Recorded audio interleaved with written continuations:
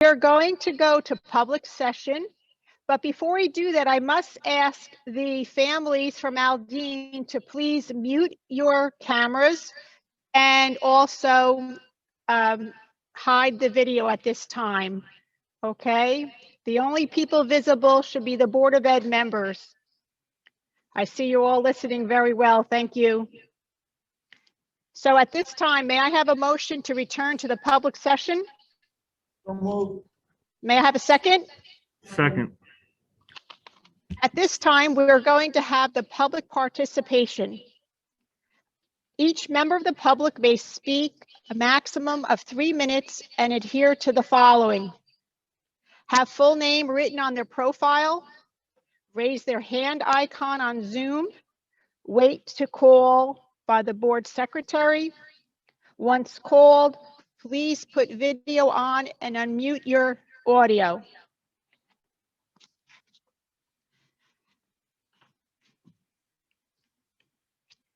I hear me through you. Yeah, but you're on.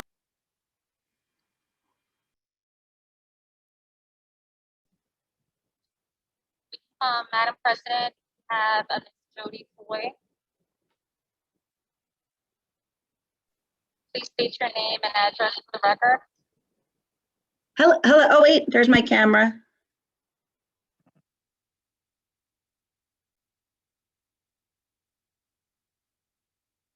It won't let me start my camera. It says the host has stopped my video. Can I speak anyway? Okay, it's Mrs. Foy, 429 Seton Avenue, and very proud third grade teacher from Aldine School. I just want to say congratulations to all the wonderful Aldine students who have worked so hard this year, and a special hello to some of my third graders who I see out there. Congratulations and keep up the good work. Thank you.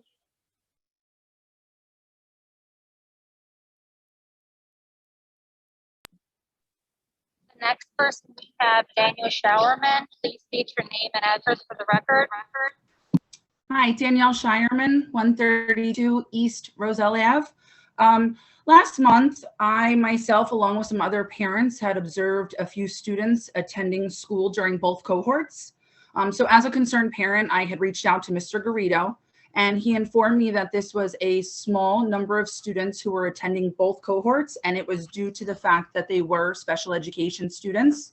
I did express my concern to him that we were not notified of this change in the schedule, and that he had mentioned a letter was going to be going home notifying parents. Almost a month later, since we have not received anything, I did want to reach out to the board members and ask a couple questions. Number one, why weren't parents notified that this change was going to be and students were going to be crossing cohorts? Number two, what guidelines are being used to determine that one classified student is more special needs than the next, allowing them to return 4 days? Mrs. Sherman, sorry Yes. to interrupt, but today this portion is only about agenda items. Oh, I'm sorry. You Am I can supposed speak to? at the end about this, though. My constituents. My apologies. My apologies. That's okay. So we'll move on to another public portion based on the agenda items. We will do whatever it takes.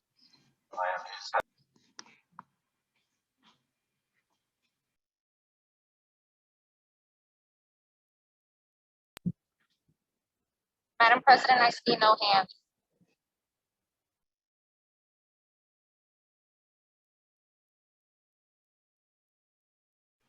Seeing no more public portion at this time, we will go to committee reports.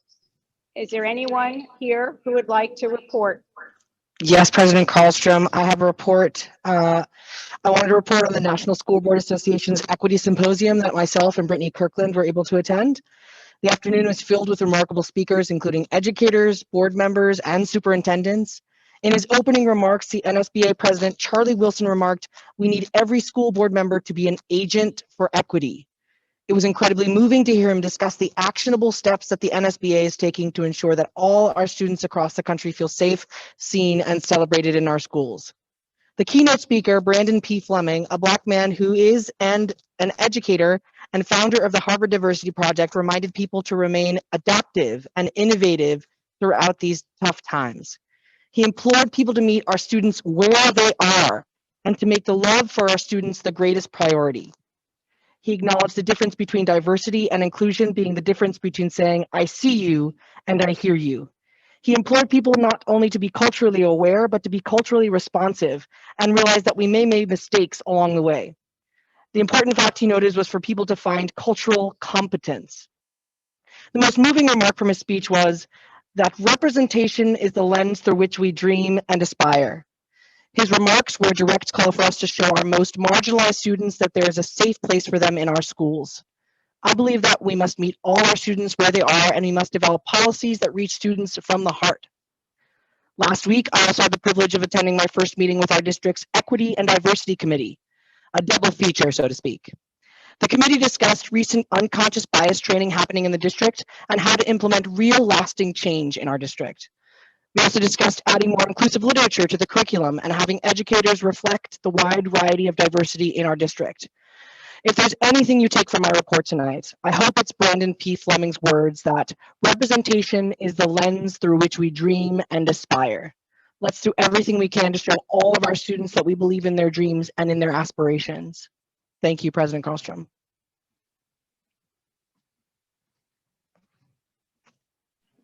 Thank you, Z. Do we have any other committee reports? Yes, Madam President, I'm reporting on the facilities. The Facilities Committee met February 8th to go over some of the projects that the board is going to take on this year. Some include the doors at the Sherman, I think Robert Gordon, some of the computer, so what are we calling them? We have to do air conditioning in the rooms. The servers, where the servers go. Thank you, Chad. Where the servers are going. The track we're doing over again. We're trying to find some money somewhere so we can do the tennis courts. There's an outside chance that we might be able to put lights on our fields. Outside chance. We're going to work very hard to get lights back out there. There's some of the things we're going to be doing over this next year, and hopefully get it all done. Thank you. Thank you, Mr. Harms. Madam President, I have Mr. Hemingway? just real quick, the Finance Committee met actually twice this month to talk about how to pay for things Mr. Harms just mentioned and other things as well, of course. Very early in the process so far. We don't even have the state aid figures that are coming out later this week that will determine a lot of where we go from there. But just wanted to announce and say that we've been meeting and we'll continue to meet quite often. Thank you, Madam President. Thank you, Mr. Hemingway. Any other committee reports at this time? Then I would like to turn over the program to the superintendent, Mr. Garrido. Thank you, Mrs. Karlstrom. Good evening, everyone. Welcome to our meeting this evening. I do have a report. I wanted to report on a couple of events that are happening this week and actually this month as well, and also report on our reopening effort that's happening. As a matter of fact, the board will be approving a revision to the reopening plan. First of all, this week I am very proud and happy and excited to announce that we are celebrating through many activities and programs, kindness and responsible decision-making throughout the entire district. This is part of our social emotional learning committee. committee's effort to provide social, emotional, and some mental health activities to help us students and support us students through these difficult times. This celebration kicked off yesterday. Actually, I read a story to our elementary students, and then all week long, there are several activities planned throughout the week. Also, our district is celebrating Black History Month with many lessons, activities throughout all district schools. We are very proud to have these presentations, and always we embrace diversity in our district. So this has been through the month of February. A little bit of good news. Roselle Park High School has received an award from the College Board AP Computer Science program, and it's called AP Computer Science Female Diversity Award. Okay, this is for expanding young women's access to AP computer classes, science classes, and helping to close the gender gap in computer science. So my congratulations to the high school staff, to the administration, and the teachers there. I believe there were 859 schools selected nationwide. So it's not only the state of New Jersey, for nationwide. So we're very proud. Again, congratulations to the high school staff for such a prestigious award and for helping to close that gender gap with our female students. In terms of reopening, in our agenda tonight, the board will be approving a revised reopening plan. Our original phase 3 of reopening stated that we will be going hybrid, continue with our hybrid model. However, we were going to go full day. Obviously, as this plan and everything that's going on in the past 11 months, things do change from day to day, not even week to week or month to month. So we had to make some changes and revisions to our plan. What we have been working on is looking at the square footage of the classrooms in pre-K through 3rd.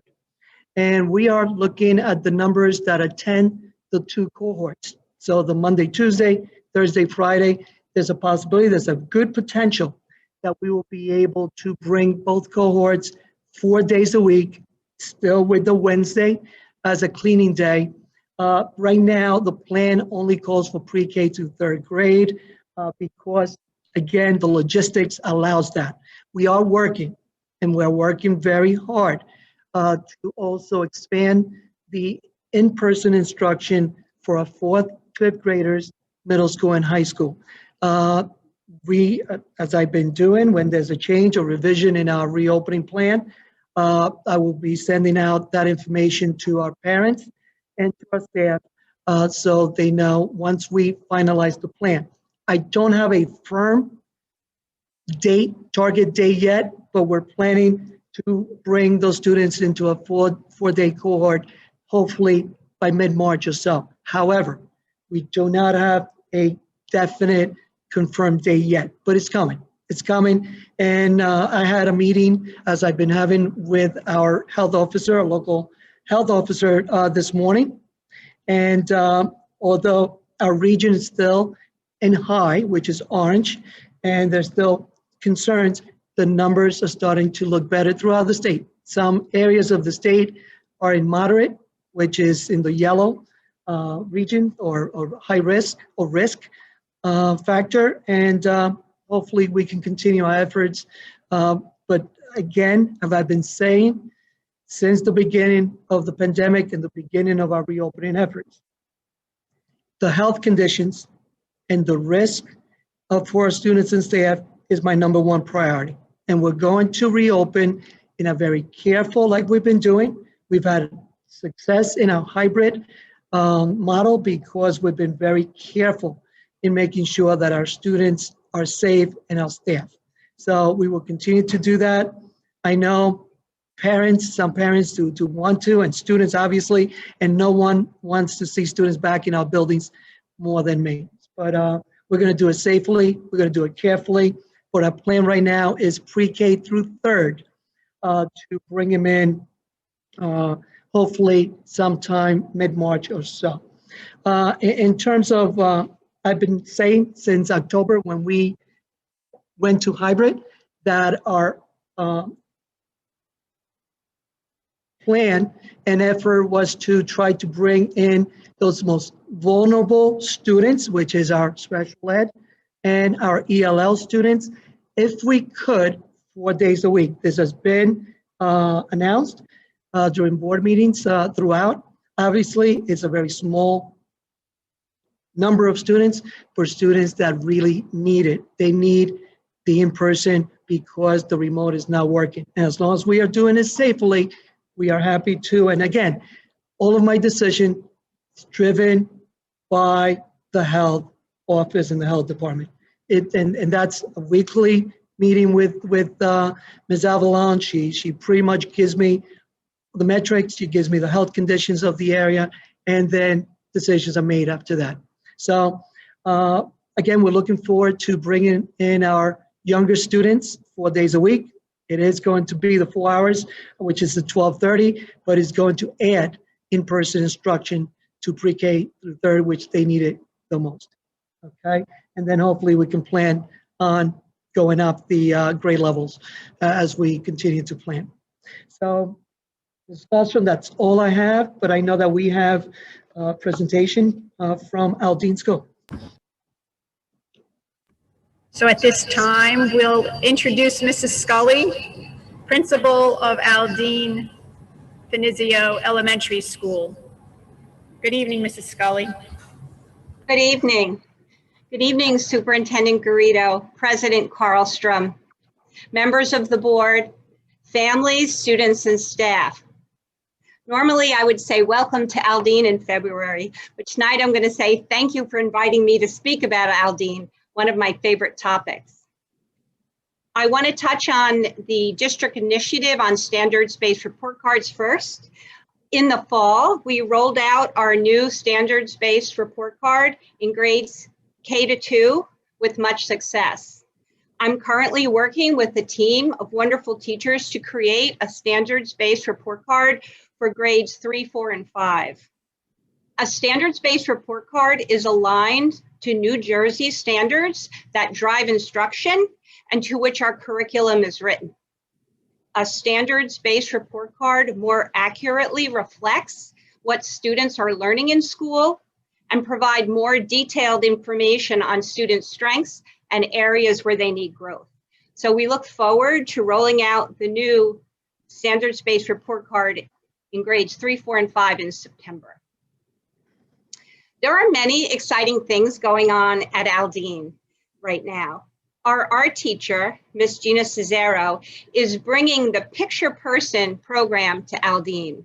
This special art program involves students exploring master artwork from a diverse field of artists representing many different artistic styles. Students will be working with master artwork, viewing, discussing, and writing about their experience.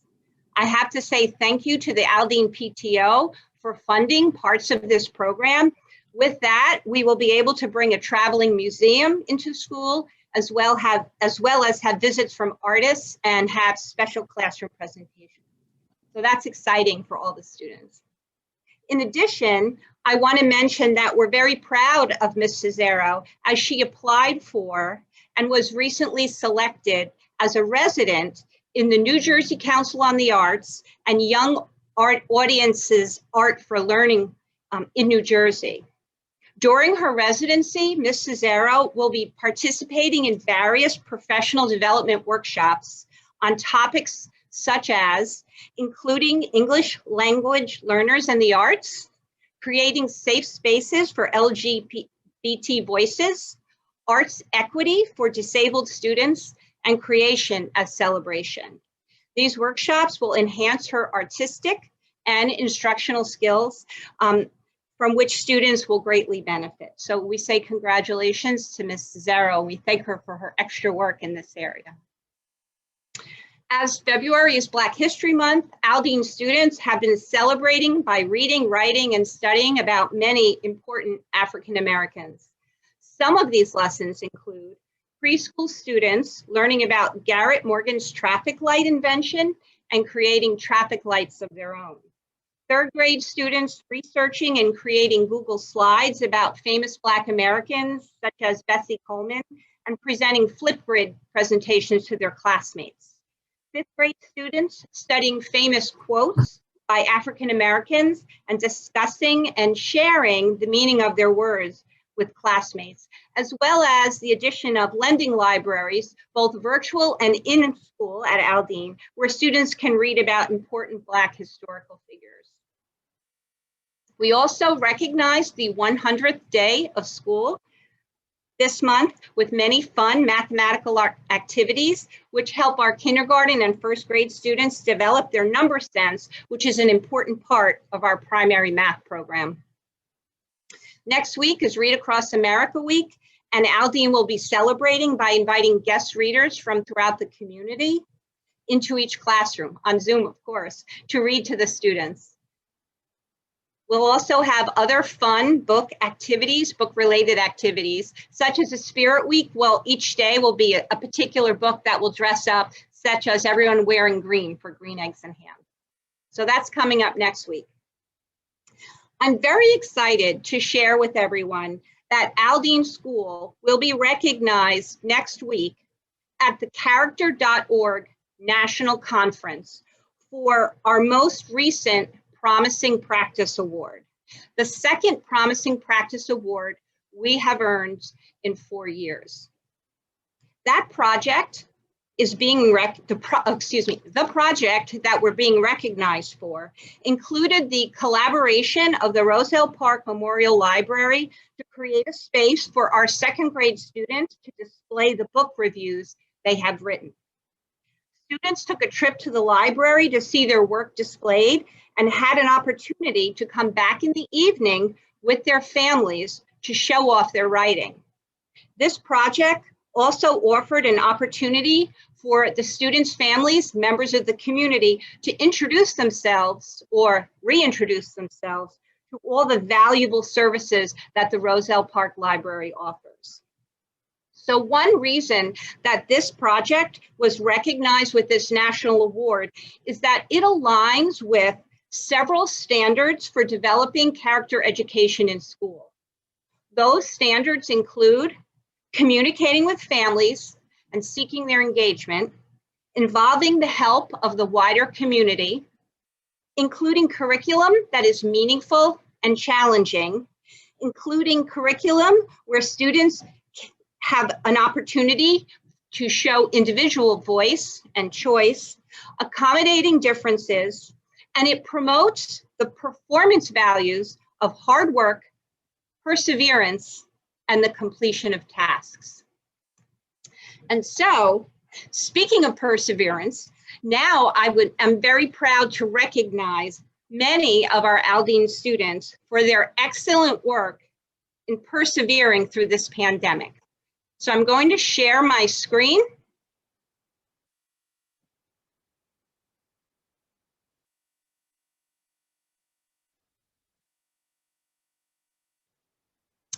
And these are students who are receiving the Aldine Excellence Award. And we're calling it the Aldine Excellence Award because, as many of you know, Aldine has long been known as the school with a heart. And the E in heart stands for excellence. And so the Aldine Excellence Award is presented to students who meet the following criteria: excellent attendance on Zoom, they've completed their assigned work, they put forth their best effort when they're completing their work. We gave this criteria to the staff and the teachers at Aldine, and I was so incredibly proud with the number of students who met this criteria. So I'm going to start with our kindergarten students. Congratulations to Caitlin Alvarez Oliveria, Lucas Verdicia, Eliana Castillo, Giuliano de Oliveria, Violet Doki, Eden Eckenrode, Jaylene Garcia, Catalina Montoya, Tanish Patel, Leo Quinones, Julian Rodriguez, Camilla Solar Castillo, Anthony Umbria, Adonis Vargas, and Jalen Worlds. Excellent job, kindergarten. Our first grade students receiving the Excellence Award, Ronnie Calibo, Matthew Ferraro, Jadalyn Isabel, Jana Mills, Brendan Munoz, Liam Negron, Sebastian Ochoa, Arif Patel, Giselle Rodriguez, Nicholas Salazar, and Madison Tolhurst. Great job. Sorry, Principal Scully, we can't see your slides. Mrs. Scully, the Yes? slides, the slides are not moving up, so we can't see them. I'm seeing them move. Yet not here.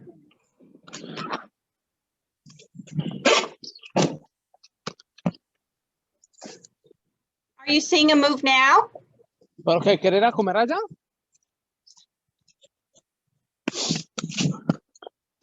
Mr. Garrido, can you see them move now? Because Muñecas, ¿qué más tienes que hacer? No trabaja. Yes? Yes, Mrs. Scully, they're moving now. Yes. Okay. Okay. Should I repeat some? Ahí está. Yes, yes. 8:30 tengo que estar en la embajada. Okay, I'm going to start with kindergarten, so we don't miss any one slide. Parents, if you can please mute, we can hear.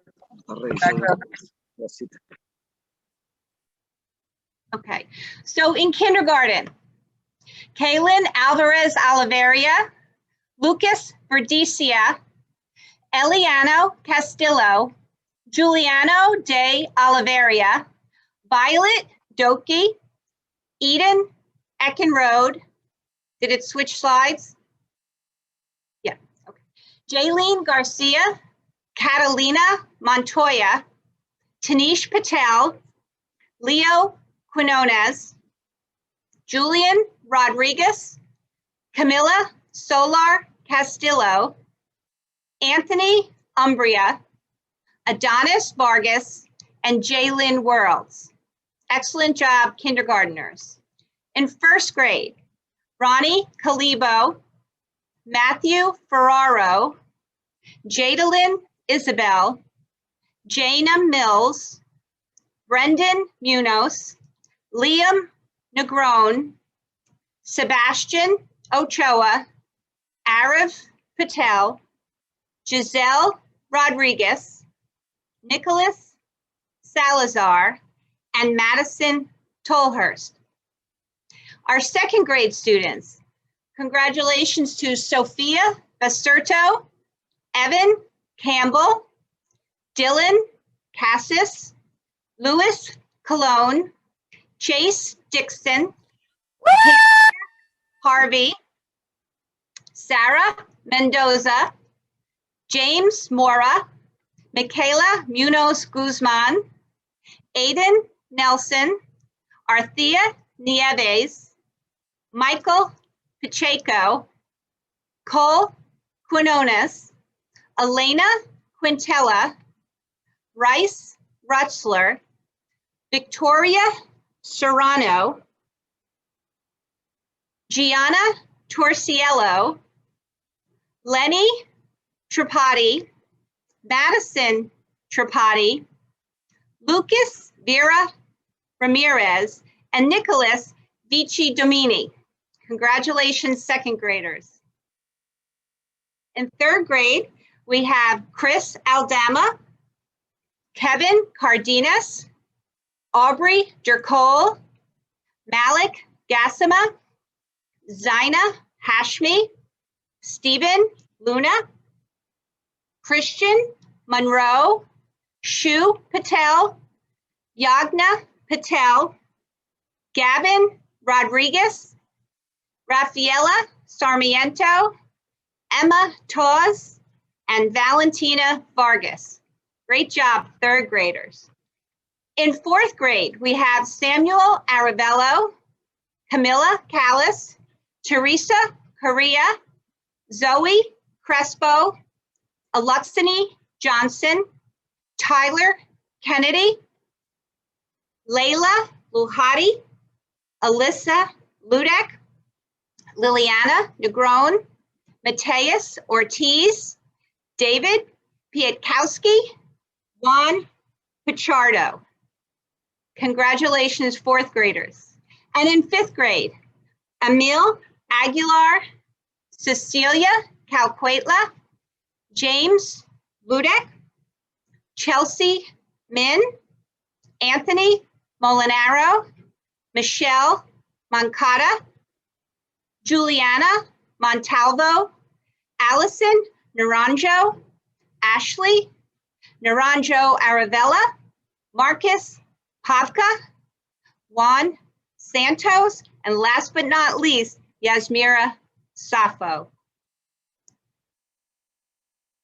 So, boys and girls, I want you to know that I'm incredibly proud of all of you, as are your teachers, your parents, your families, members of the community, and the Board of Education. So let's give them all a nice round of applause. And that concludes my report on such a high note. Thank you, Superintendent Garrido. Thank you, Mrs. Scully. You're welcome, President Carlstrom. At this time, we'll continue with the agenda. Agenda item 1, district policies, second reading. I'll move it. I need a motion and a Move second, it. please. Second. Second. Roll call, please. Vice President Falcon. Yes. Mr. Fernandez. Yes. Mr. Harms. Yes. Mr. Hemingway. Yes. Vixen Fonte. Yes. Ms. Kirkland. Yes. Ms. Matao-Cato. Yes. Ms. Quintella. Yes. And President Carlstrom. Yes. Personnel, agenda items 2 through 14. Number 2, district substitutes. 3, degree changes. 4, maternity leave of absence extension request. 5, leave of absence request. 6, staff appointments. 7, Title III ESL support program. 8, standard-based instructional support program. 9, intervention assessments. 10, Title I parent university program. 11, Title I freshman support program. 12, high school and middle school spring coaches 2020-2021. 13, additional high school extracurricular advisors 2020-2021. 14, home instruction instructors. May I have a motion? May I'll I second. I'll second. roll call, please? Vice President Falcon. Yes. Mr. Fernandez. Mr. Harms. Yes. Mr. Hemingway. Yes. Vixen Fonte. Yes. Ms. Kirkland. Yes. Ms. Matao-Cato. Yes. Ms. Quintella. Yes. And President Carlstrom. Yes. Education, agenda items 15 through 20. 15, high school athletics schedule. 16, education programs. 17, harassment, intimidation, bullying incidents. 18, revision of district restart and recovery plan. 19, conference attendance request. 20, PLTW training attendance request. 21, 2022 school calendar adoption. I need a motion. I need a second. Second. Roll call, please. Vice President Falcon. Yes. Mr. Fernandez. Yes. Mr. Harms. Yes. Mr. Hemingway. Yes. Ms. Infante. Yes. Ms. Kirkland. Yes. Ms. Cato. Yes. Ms. Quintella. Yes. And President Cross. Yes. Business, agenda items 22 through 32. 22, monthly certification. 23, approval of bills. 24, approval of minutes. 25, budget transfers. 26, bus evacuation drill. 27, parent transporting contract, Route PC-01. 28, purchase of library and educational goods and services. 29, additional state contract vendors for 2020-2021. 30, use of building and grounds. 31, district contracts agreement. 32, secretary treasurer reports. May I have a motion to approve the business section? Make the motion. May I have a second? Okay. Roll call, please. Vice President Falcon. Yes. Mr. Fernandez. Yes. Mr. Harms. Mr. Hemingway. Ms. Infante. Ms. Kirkland. Yes. Ms. Cato. Yes. Ms. Quintella. Yes, with abstention on 30A. And President President Colstrom. Yes, but I abstain from item 23 and item 30F.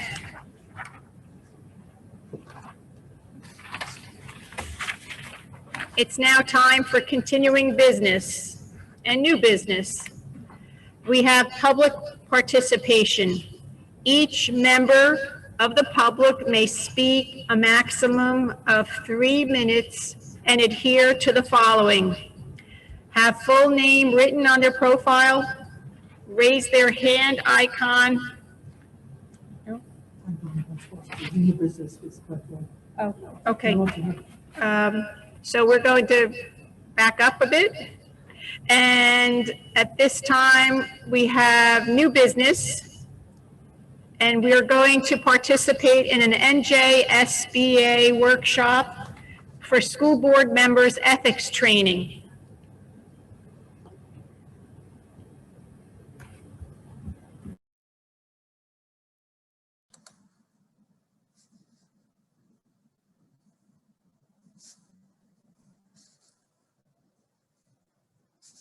Good evening. I don't know if you can see me. I don't.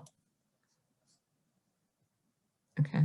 We did have, Gwen, we're going to be switching the agenda a little bit. We're going to have the last public portion and then we will introduce you. If you don't mind, another few minutes.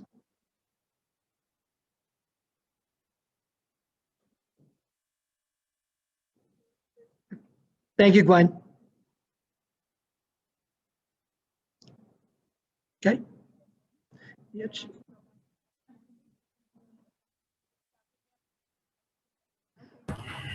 So we're back again to the public participation. We'll have the training after the public portion.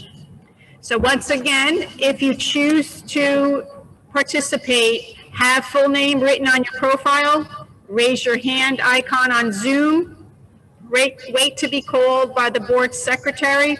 Once called, please put video on and unmute your audio.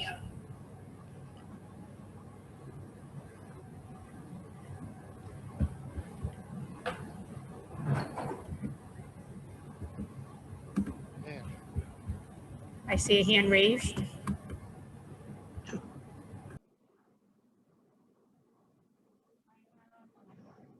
Danielle Showerman, if you can please state your name and address for the record. Danielle Shireman, 132 East Roselle Ave. I'm on the right time this time. Sorry, guys, about the error before. Like I said, last month, myself, along with other parents, had observed a few students that were attending school during both cohorts, meaning all 4 days. So as a concerned parent, knowing that we had the cohorts in place due to safety protocols and contact tracing, as a concerned parent, I reached out to Mr. Garrido, and that was when he informed me that it was a small amount of students who were attending both cohorts, and it was due to the fact that they were special education students.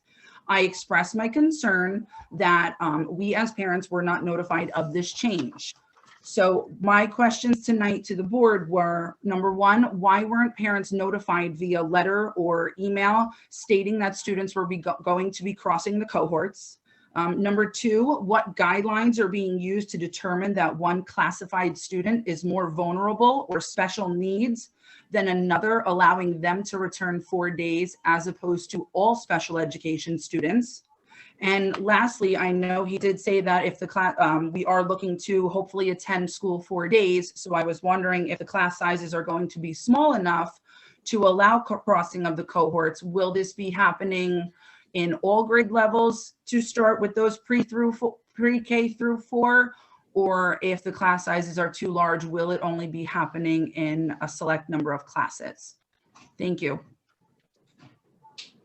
You want me to? Ms. Shoverman, thank you so much for your comments. As we ended our phone call about a month ago, I know you used the word that we were agreed to disagree on this one here. As you know, I've sent probably about 30 communications since the pandemic started. I always want to keep parents informed. This decision was made, and actually we had announced it early on when we reopened to a hybrid model, that we would bring in certain students if, number one, space allowed it, to bring students in, and we were going to take a case-by-case look at to make decisions on the need of the students, whether they needed the 4 days or the 2 days. And obviously, the most vulnerable students are those students that are unable to learn through remote learning.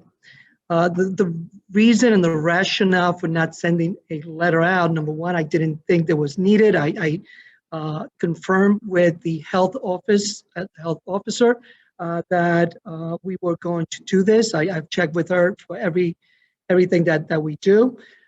She said there will be no cross-contamination because you do the cleaning on Wednesdays between the two cohorts. So there will be no issue or concern about that. The other reason that a letter was not sent out, it's such a small group that can actually be identifiable, and we are very careful with the privacy and confidentiality of our students. So, and I did give some thought. I just want to let you know that at the time, I really, again, we can continue to agree to disagree, and I don't know if the board agrees to disagree with my decisions, but I felt that as long as it was safe and it was a case by case, depending on space, number one, and dependent on the severity of the students' learning disability or disability in general. So that the decision was made. In terms of our bringing students back, right now it's a pre-K through third. We have, with the numbers that we have looked at the square footage, and it looks like right now, with some arrangements, we can bring safely the 2 cohorts with the numbers that we have right now. If that changes, obviously, just like I said right from the beginning of my report, we may need to make another change. And again, everything it's so fluid right now because of how things are going that from one day to another something can change. But again, I want to thank you for your comments. I know you disagree with my decision about not sending out that information. I did have my reasons, and I apologize if you are notified or all the parents. We have taken, and our principals, I allowed the principals to take a case-by-case look at students and see what the need is. And again, I got the confirmation from the health experts that we were able to, move from one cohort to another, as long as we were doing the cleaning in between, which is the Wednesdays. We're going to keep that. So thank you for your comments. Thank you.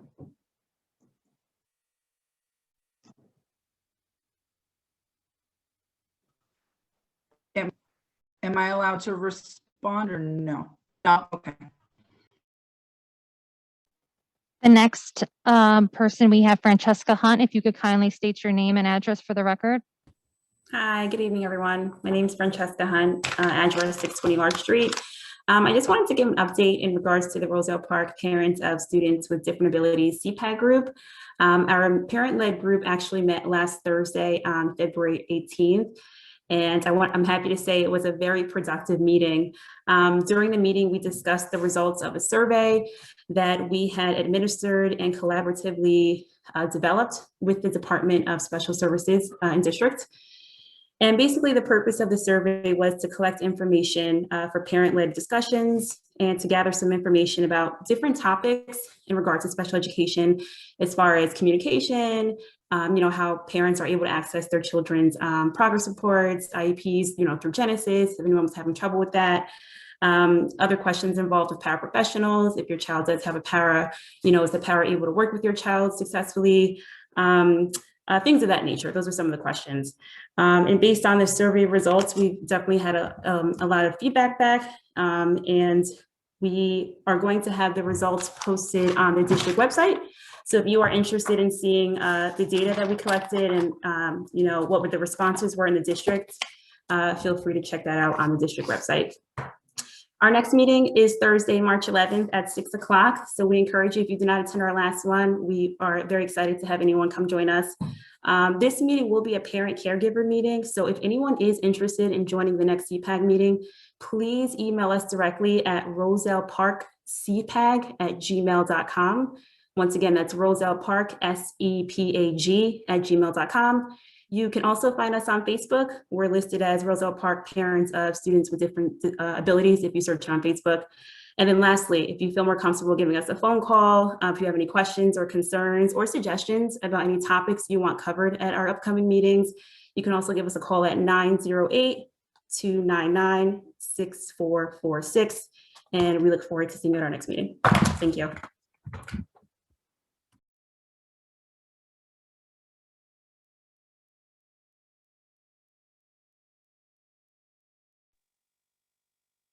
The next person, I'm going to err on the side that's Joseph Signorello. There you go. If you could kindly state your name and address for the record.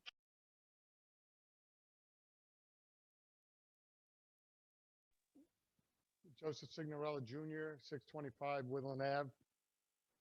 Mr. Guido, thanks for your report tonight.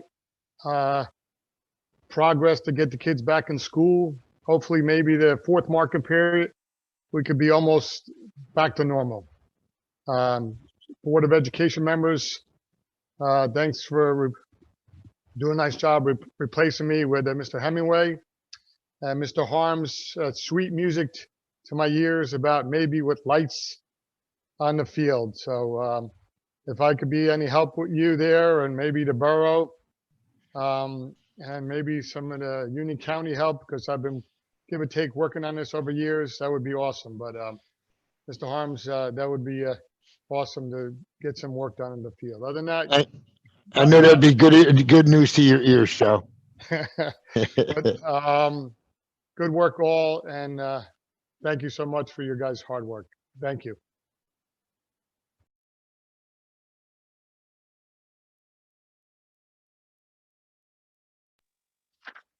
President Carlstrom, we also received an email commentary today from Sarah Duggar, who lives at 336 West Lincoln Avenue. Her comment was the following: please keep the virtual only option for students for the remainder of the school year. Thank you to the teachers and staff for the great job they have done with virtual learning.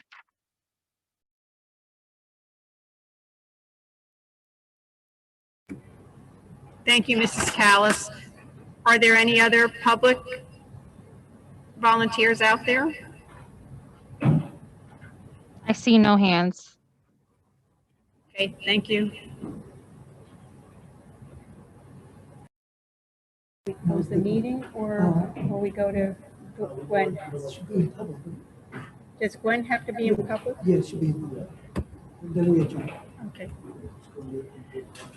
Okay, at this time, we're going to reintroduce Gwen Thornton from NJSBA, where we will have our annual ethics training. Hi, Gwen. Good evening. It is nice to see you all. Happy New Year, even though it's a couple of months old. I haven't seen many of you. I hope that you can hear me.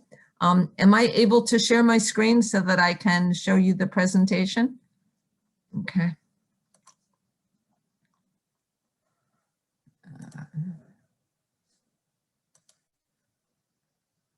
Can you all see that? Gwen, yes, we can see it. Okay, perfect.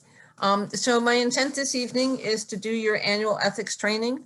And actually, for many of you, this is a repeat, but certainly required by the law. And it really is just the essential conduct the Board of Education members and local administrators are held to, so that they instill confidence in their communities as well as the respect. And it helps board members avoid conduct which could be a violation of the public trust or create an impression among the public that their trust was being violated. And so the School Ethics Act was created in April of 1992, which laid out very specific standards to guide conduct, a disciplinary mechanism to ensure maintenance of those standards, and provisions of this act also apply to charter school trustees and administrators of charter schools as well. Annual ethics training is also part of New Jersey CUSAC, New Jersey Quality Single Accountability Continuum, and it does require an annual discussion of the School Ethics Act, completion of your financial disclosure statements, which should be out from the state shortly, which you can complete online and submit, and proof that there have been no board members adjudicated to have been in violation of the School Ethics Act itself. So this is part of your 8 points that you receive through CUSAC, and it's an easy 8 points. The School Ethics Act established the SEC, which is not the Securities Exchange Commission, but the School Ethics Commission. The Code of Ethics was adopted in 2001. It also outlines what are potential conflicts of interest that are required to be avoided. And then, of course, your disclosure statements that you must file as board members and submit to Trenton. Later on was also added to this were the mandated training courses that you as board members are required to take. The School Ethics Commission is made up of 9 people appointed by the governor. No more than 5 can be from the same political party, representing the nonpartisan nature of boards of education. There are 2 school board members, school officials, and 2 school administrators.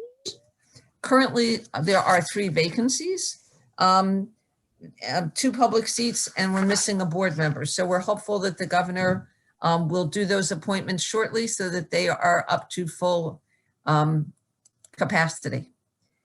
In terms of required training, if you're a brand new board member, you have to attend new board member orientation. That is required by law, and it includes information around CUSAC, the monitoring, so you know what that is, the evaluation process for your superintendent, HIB, harassment, intimidation, and bullying, the Open Public Meetings Act, along with the Open Public Records Act. In years 2 and 3 of your first term, you must take Gov 2 and 3. Gov 2 is school finance, Gov 3 is student achievement. As you know, the governor gave his state of the budget address today. So, you know, I'm sure your business administrator and superintendent, along with the finance committee of the board, are knee deep in budget preparations. And within 48 hours, you should know what your state aid is going to look like. So that's important. In Gov 2, second year, to become familiar with governance and budgeting around that. And then in any year of a subsequent term to your first, you're required to attend Gov 4. And Gov 4 really is an update on changes in law, any kinds of other relevant information as appropriate to make sure that you are current. The SEC, the School Ethics Commission, has jurisdiction in 2 areas. They issue advisory opinions on a prospective basis. If you have a question as a school official, whether a proposed activity, a vote, or participation in a discussion might constitute a conflict for you or a violation, you can write to the School Ethics Commission and ask for an advisory opinion. They will get back to you to let you know whether it is a problem or not. Sometimes the Ethics Commission will decide that an advisory opinion has such widespread impact that they make it a public decision because it's applicable to all board members across the state. When they do that, they will remove the district from the advisory opinion as well as any names from the advisory opinion, but it will be made public and publicized as a public advisory. This past year, we only had 1, and I will talk about that in a couple of minutes, but it's important to know because the Ethics Commission expects that board members will be aware of advisory opinions and not engage in the behavior outlined in the advisory opinion that could be a potential violation of the act. The SEC also then adjudicates ethics complaints. Anyone can file an ethics charge or complaint against a board member for violation of the School Ethics Act, alleging that a violation took place. And we'll talk about what that looks like in 2020. They issued 21 advisory opinions. Of those 21 advisory opinions that people sought advice, only 1 was made public. In terms of mandatory training violations, the School Ethics Commission removed 8 board members for failure to attend mandatory training. They suspended 4 members for 30 days, and they reprimanded 10 members for being late in their training. That training is now available fully online for all Gov 1, 2, 3, and 4. Your business administrator has to register you. There's no cost, but there is no reason for anyone to be suspended or reprimanded or removed for being late. You have the entire year from reorg in January until December 31st. And we always get calls on December 31st from board members in a panic because the districts typically are closed on the 31st because of the holidays. They can't reach their BA and they can't register. So don't let it go till the end of the year. It is engaging online and it is important information that you should have. And the sooner you have it, the more informed you are, the more effective you will be as a Board of Education member. In terms of violations, there were 24. 20 of those ethics complaints were dismissed. Typically it is for lack of supportive documentation. And 4 cases were adjudicated and recommendations made to the commissioner. And I will discuss those a little later. So here is the advisory opinion that was made public. You may be familiar with the fact that we have a nepotism policy, every district does, that outlines family members and also prohibits the superintendent from appointing any or recommending for employment any board members' family members or any member of his family to a position within the district. And in this circumstance, the superintendent had a sister-in-law who was a lunch aide in the district. She was hired before he became superintendent, but she was selected by the principals to become a secretary, which would be a promotion. So the superintendent wrote to the SEC to see if it was fair to prohibit him and prohibit a qualified and vetted employee to move into another role because of her brother-in-law's employment as superintendent. And the SEC said to the superintendent, you cannot promote her. It would give the public the perception that the action was securing unwanted privilege, advantage, or employment for his sister-in-law, and would leave a justifiable impression that the public trust had been violated. So the superintendent was reminded that he could not do that, but also he should recuse himself from any discussion on his sister-in-law's employment as a lunch aide when it came to salary and so forth. So that was the one public advisory opinion. And it really is just a reminder that board members, families, once you become a board member, cannot be recommended for employment in the district nor promoted by the superintendent if they're related to them. So if you have a family member as a superintendent in your district that was there before you became superintendent, you can't promote them. Okay. The penalties that the SEC can levy against a board member who's found to have violated the School Ethics Act, they can reprimand a board member, which is really a letter of rebuke. They can censure a board member, which is formal disapproval. That requires that the board read the censure letter and adopt a resolution of the censure of the board member. As you can see from those board members who failed to attend mandatory training, you can be suspended by the SEC, or you can be removed from office for the remaining length of your term. The School Ethics Commission makes a recommendation to the commissioner, and the commissioner makes the final decision. If a board member wants to appeal, the appeal goes to the New Jersey Appellate Division of the court system. One of the pieces that's important also to note that occasionally individuals will file a frivolous complaint over more of a personal issue than an ethics issue. And if you do file a frivolous complaint against a board member, you can be fined up to $500. This past year, they actually levied a fine of $100 against a superintendent for filing a frivolous complaint against one of his board members. Here is the actual code of ethics.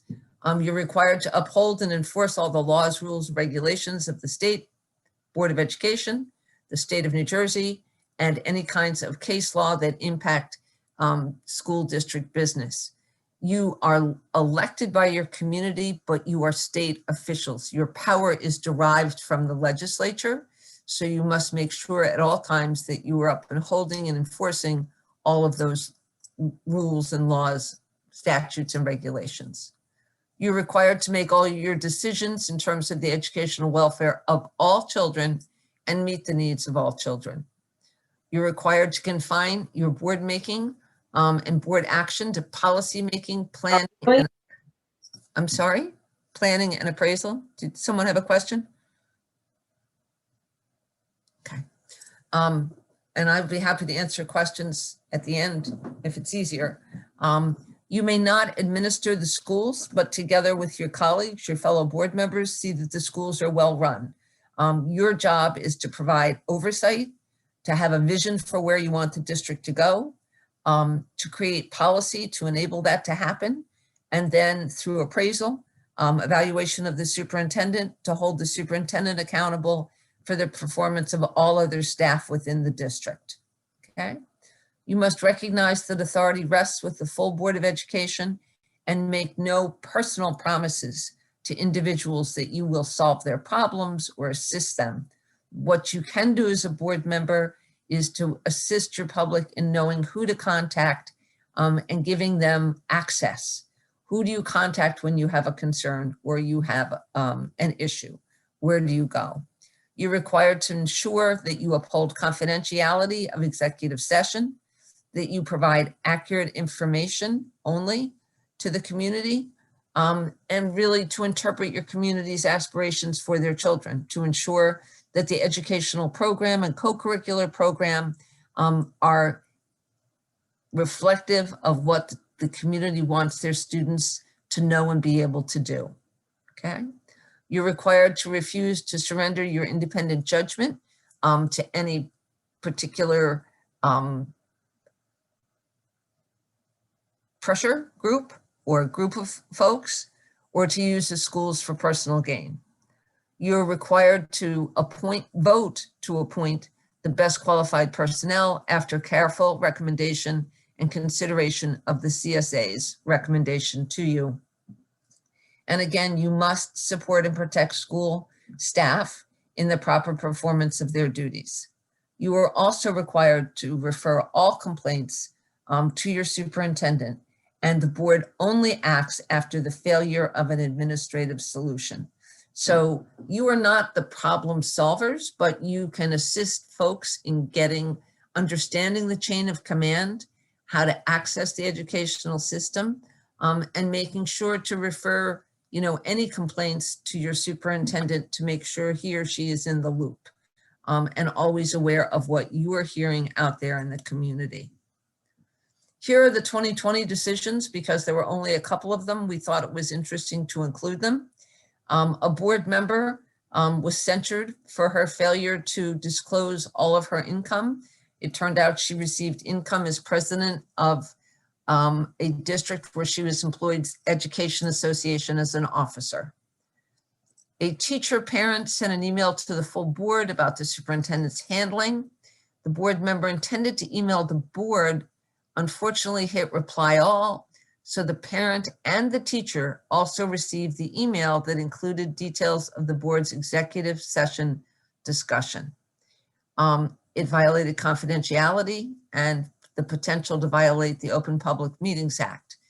The recommendation was a reprimand. The commissioner's decision on that has not yet been made available. I think that's because we were between two commissioners when this occurred. But I point out to all of you, while email is very, very helpful, it can be a very slippery slope. Board members should never be using email to discuss students or staff ever. Additionally, you should not be using email to discuss board business because it is potentially violative of the Open Public Meetings Act. The public has the right to observe and witness the business of the board during its meetings. And so you need to be very thoughtful about your use of email as well as social media, because while they can be helpful in terms of providing information, they can also be a slippery slope. And here's one that did provide a slippery slope. A board member posted on a blog that had deliberate, repeated, and unnecessary attacks on the qualifications, salary, and the employment of a tenured teacher in the district. And recall that you are required to support school personnel in the proper performance of their duties.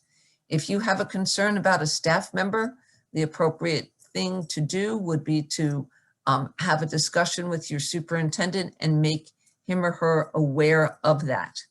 The penalty was a 6-month suspension because the board member was smearing and verbally attacking the staff member in a publicly accessible forum. And as you know, the internet is open to everyone and anyone. And so it really was an egregious offense. So it harmed the staff member's ability to properly teach and perform their obligations. The board member argued that his rights as a private citizen and the required disclaimer that he was not speaking on behalf of the board. However, his status as a board member was referenced several times in the blog, so it was not convincing that he was speaking as a private citizen. And I will tell you that once you become a board member, you have to be very circumspect and careful about what you post. And I would again urge you not to use social media to discuss district business, students, or personnel. It really is not professional, and it opens the district to all kinds of potential legal issues in addition to damaging, potentially damaging members of your staff or a student. And that's not something you want to have happen. Sometimes board members will say, but I have freedom of speech. And I would agree that we all have freedom of speech, but that freedom of speech is limited by your responsibilities as an elected state official. And so it is not absolute, and it is different after you become a board member than when you weren't a board member. And if that's not something that you can live with, then perhaps, you need to think about that. The commissioner revoked a send-receive relationship with an out-of-state district. The district was sending its children to New York State, actually. And it was very costly. And there were other receiving districts that were in the state of New Jersey that would have taken and did take the student population in and severed that relationship with the out-of-state district. But the board president fully participated in actions that resulted in the board passing a resolution to continue the relationship with tuition to be paid by the district, which was a blatant disregard of the commissioner's decision. And it was considered to be a clear and palpable conflict of interest because her child was attending the out-of-state district and she did not want the child to have to move. The board member was off the board, so options were limited. The SEC indicated in very strong language that had she still been a board member, they would have removed her for the remainder of her term because it was in direct disregard for the commissioner's requirement. Okay. And the last one, a board member attended an all expense paid conference that was offered by a potential vendor to the district.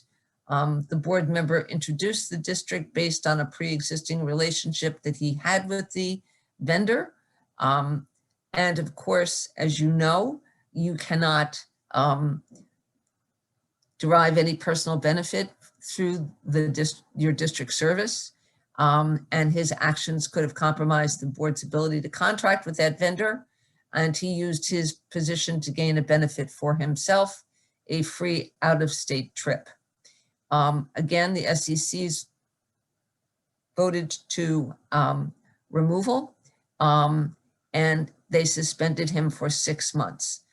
Currently, that board member is appealing at the appellate division, so there is no final decision on that last decision. In terms of conflict of interest, you must recuse yourself, meaning you should not vote and not discuss any kind where your immediate family may have a business interest, the use of your position to secure unwarranted privileges, advantages, or employment. If you have any financial involvement with a vendor, for example, that serves the district, no discussion, no vote. You cannot take any gift or favor that is offered with the intent to influence you. And you should not have any personal involvement that creates a benefit that is better or greater than the benefit that would accrue to any other member of the public.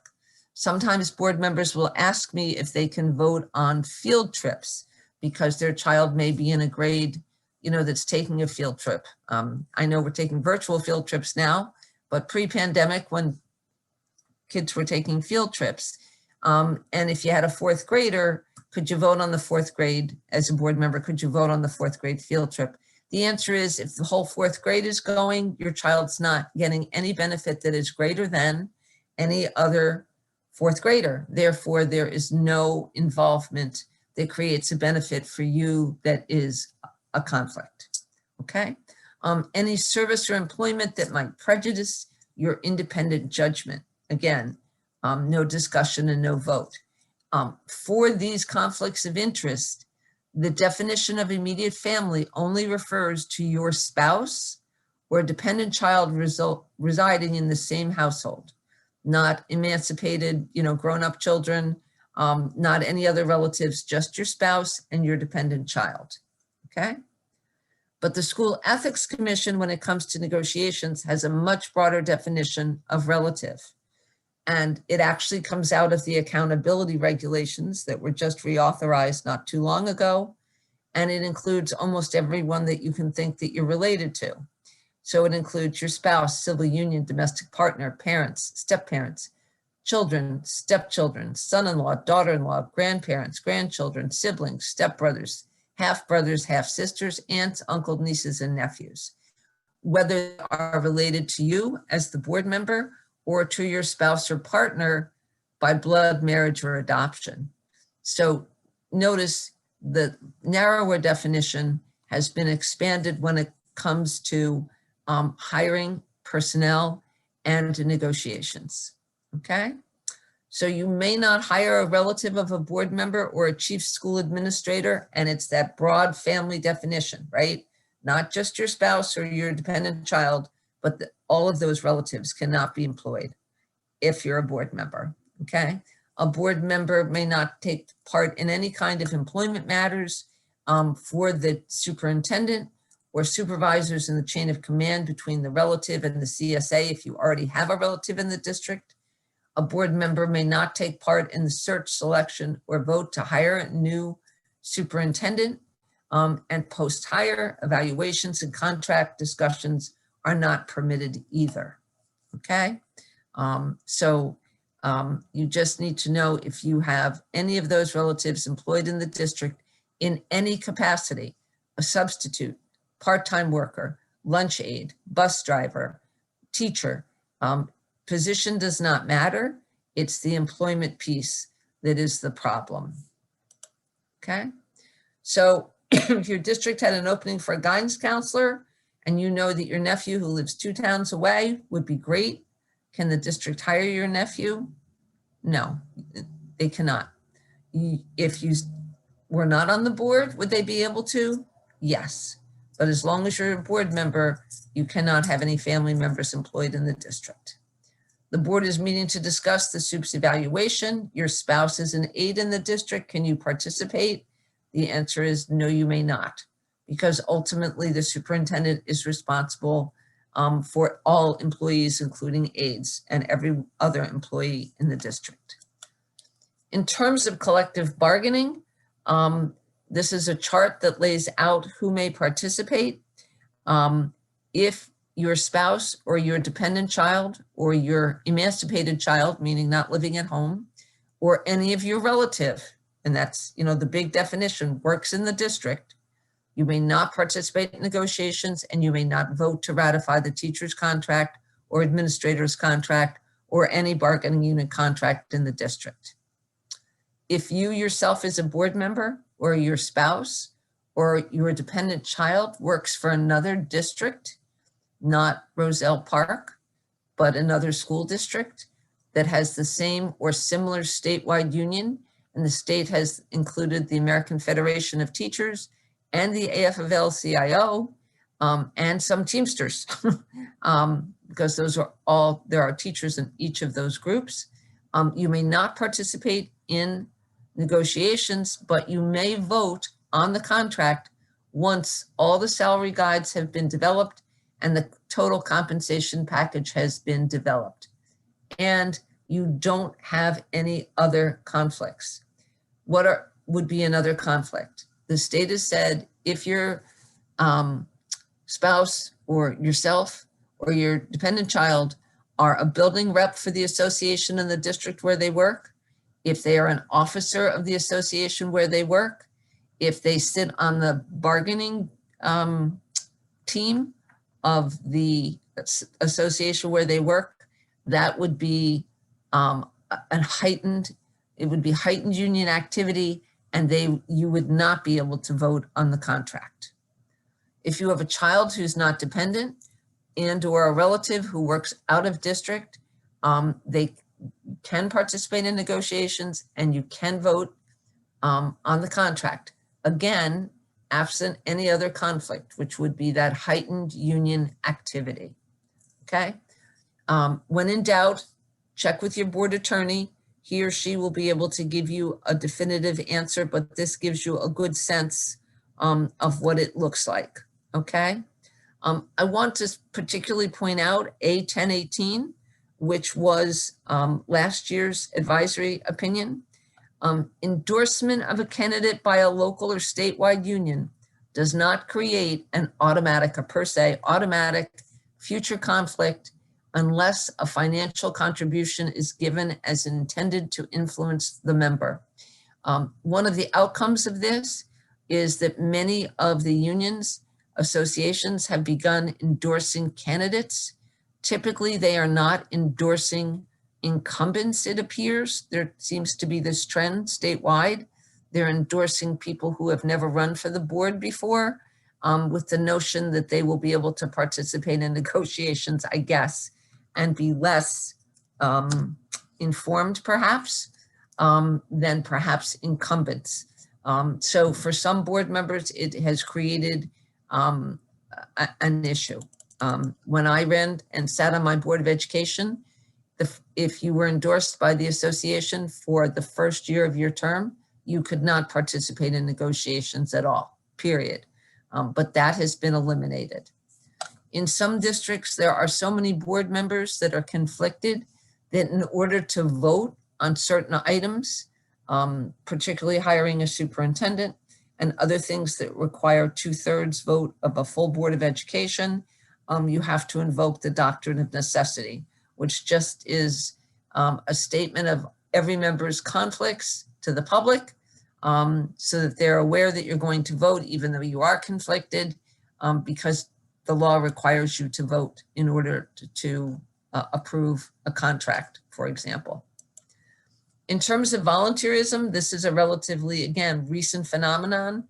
School board members are not banned from volunteering in the schools, but there are important considerations to consider. And generally, board members should refrain from activities based on the degree of involvement with students and staff and the degree to which school board members have authority to give or receive direction to or from students and or to staff. So we know that essentially what that means is one-time events. Your principal was, I was listening earlier, was talking about Read Across America. If you want to go in and read to the students and you're invited in to do that, that's perfectly acceptable. You can be an officer in the PTA, but you should not be in the building on a regular basis so that you're enmeshed in the building. You should not be giving nor taking direction from staff and giving direction to students. So here's a little cheat sheet that you can use. If you ask yourself these questions and you can say no, then your volunteer activity is probably okay. We do know, however, that you cannot be a volunteer school district coach or a volunteer school district club advisor, because those are regular activities that require regular engagement with students and other staff. And so they are prohibited. But that does not prevent you from working or performing volunteer service with your park and recs, with Pop Warner football, for example, or if you have a local soccer group. All of those are okay. They have separate bank accounts, separate bylaws. And so those are perfectly acceptable. You don't want to find yourself in a position where you're handling the school district's money, as well as and or giving or taking direction to students or staff. We recommend that you always let your superintendent know if you're going into the district to volunteer, so that there aren't a lot of questions about it. In terms of interviewing committees, interestingly enough, the School Ethics Commission issued an advisory that said that they discourage board members from participating in interviews other than that for a new superintendent, except in narrow circumstances. So they then had another additional advisory that said only 1 or 2 board members may participate. That's for observations and assessments, and only with the recommendation of your superintendent. So it's not required that you participate. If your superintendent is not comfortable with it, it doesn't have to happen. You're not to participate and ask questions. It's to observe and then for you to come to your own assessments. You may not participate in exit interviews for staff. So you can see that these things evolve and change over time, because on one hand, they are now permitting you, with the permission of the superintendent, to observe interviews, but you can't observe exit interviews. So it just points out that over time, the commission has evolved and comes to different conclusions. We recommend that you develop a list of board members and administrators who might have conflicts and review it regularly, just to make sure that no one's accidentally stepping over the line.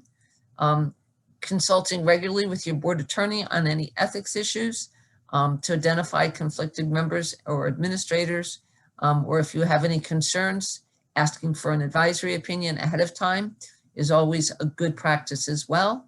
And then continuing to check in school board notes. We publish all of the most newly released advisory opinions and any kinds of decisions whatsoever.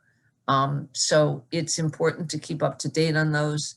And so just in closing, school officials have to be aware of their responsibilities to protect that trust, honor their obligations to serve in the interest of the public and the board, and periodically ensure that, you know, you're not having a potential conflict. Questions that I can answer. I know that that's a lot of information in a short period of time, but I know you've already had a long meeting to begin with, and I would be happy to answer any questions you might have.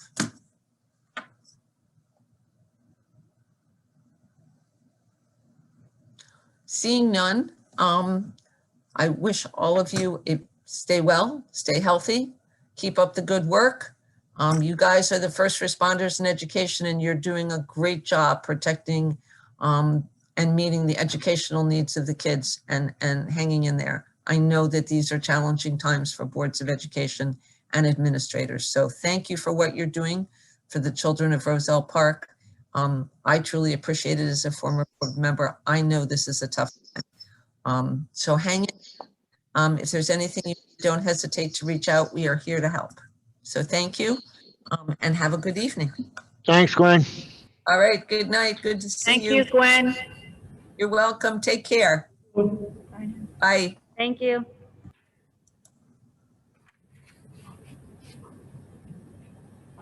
So at this time, I would like a motion for an adjournment. A second, please. The next scheduled board meeting for budget workshop will be held on Tuesday, March 9th, 2021 at 7 p.m. No action shall be taken. The board meeting will not be held in the middle school auditorium or gymnasium.